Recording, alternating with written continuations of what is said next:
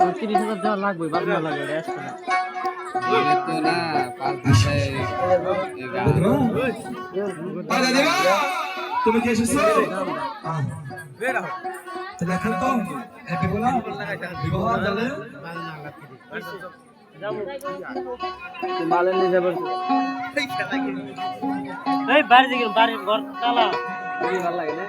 ভালো লাগে তালা বাড়ি রেখে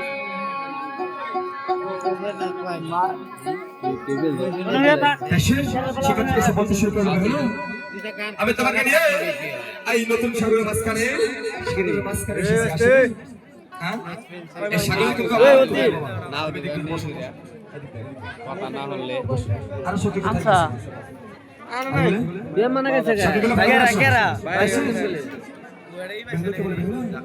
এখনো সময় আছে তুমি আমার সঙ্গে বিবাহ অবস্থা রাজি হয়ে যাবে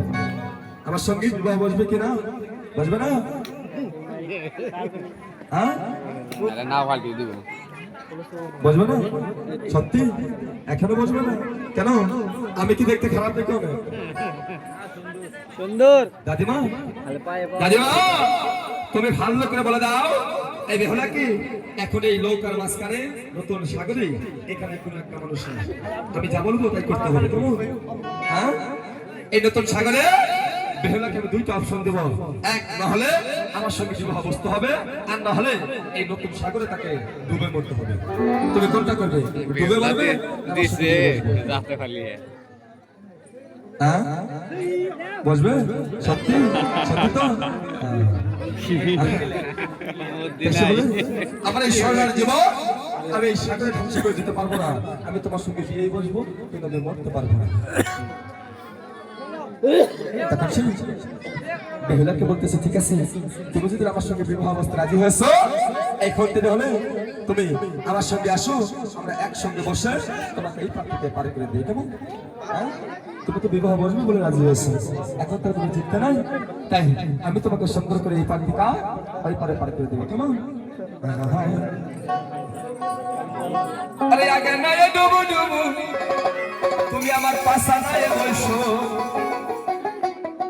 হরে বেলা গোনাই গোনাই সে কোন পানি তুমি আমার ভাঙা লাউ সে কি আনা যায় রে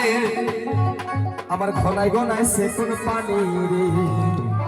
হেই আগা নাই ডুবু ডুবু পাশা নাই বসো গোনাই গোনাই সে কোন পানি না জান সে কি আনা যায় রে গোনাই সে কোন পানি জীবনে সদাও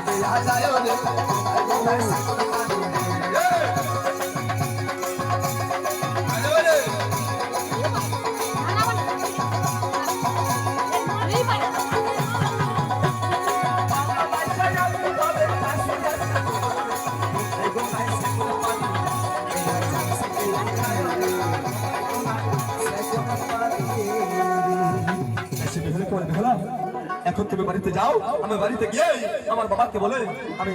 তোমার জন্য ঘটক পাঠিয়ে দেবো কেমন হ্যাঁ তাই এই ঘটক যাবে তোমার বাবা যদি রাজি না হয় যে কোনো প্রকারে তোমার বাবাকে কিন্তু তোমাকে রাজি করতে হবে তাই সে বলে সেখান থেকে পাঠিয়ে দেয় এখন সে বাড়িতে গিয়ে আবার সে বাবাকে বলে